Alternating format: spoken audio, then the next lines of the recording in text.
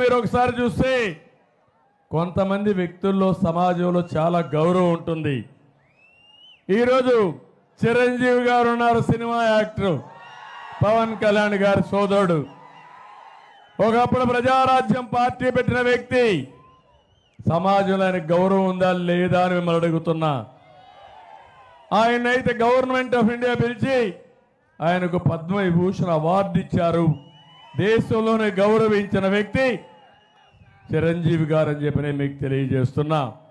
ఇంకో పక్క రాజమౌళి ఉన్నాడు. రాజమౌళి అయితే బాహుబలి సినిమా తీసి ప్రపంచానికే చాటిన వ్యక్తి.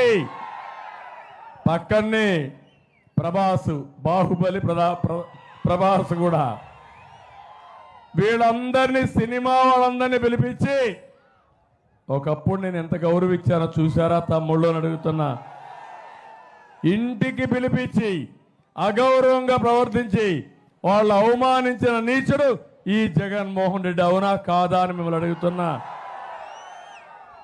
ఈరోజు మీరు ఒకసారి చూడండి, నిన్న మొన్న ఆయన పొగిడితే మనం అందరం సరెండర్ అయిపోతే మనం గొప్ప నాయకులం. కడాన సజ్జల లాంటి బ్రోకర్, పనికిరాని వ్యక్తి, ఎప్పుడూ ఎమ్మెల్యే కాని వ్యక్తి, సాక్షి ఆఫీసులో గుమస్తాగా పనిచేసిన వ్యక్తి చిరంజీవిని గురించి విమర్శించే పరిస్థితికి వచ్చాడంటే ఏం తమ్ముళ్ళు మీకు రోషం రాదా అని అడుగుతున్నా. ఇది న్యాయమా అని మిమ్మల్ని అడుగుతున్నా. అందుకనే మీకు ఒక్కసారి గుర్తుపెట్టుకోవాలి, వీళ్లకు బలుపు ఎక్కువైంది. బలుపు తగ్గించే శాస్త్రం మీ అందరి దగ్గర ఉంది తమ్ముళ్ళు. ఆ విషయం మీరు గుర్తుపెట్టుకోండి.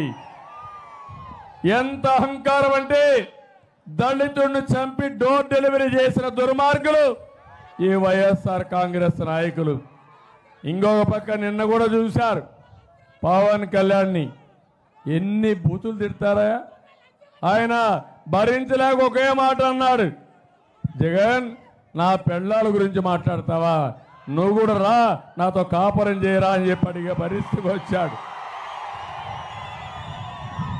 ఎంత నీచమిదని అడుగుతున్నా నేను మిమ్మల్ని. మీ భార్య విషయం మేము మాట్లాడామా? మీ కుటుంబ విషయాలు మేము మాట్లాడామా? అసెంబ్లీలో మమ్మల్ని బూతులు తిడతావా నువ్వు? నీ ఒక్కసారి మీరు ఆలోచించండి, పవన్ కళ్యాణ్ ఎక్కడ, ఈ సైకో జగన్ ఎక్కడ తమ్ముళ్ళు? ఒక్కసారి ఆలోచించండి. పవన్ కళ్యాణ్కి రాజకీయాలు అవసరం లేదు.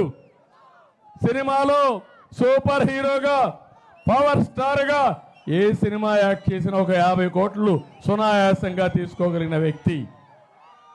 అలా